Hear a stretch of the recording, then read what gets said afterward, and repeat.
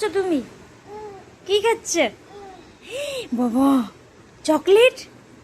Chocolate খাচ্ছ? কে দিয়েছে? ওই পাশের দিদিটা।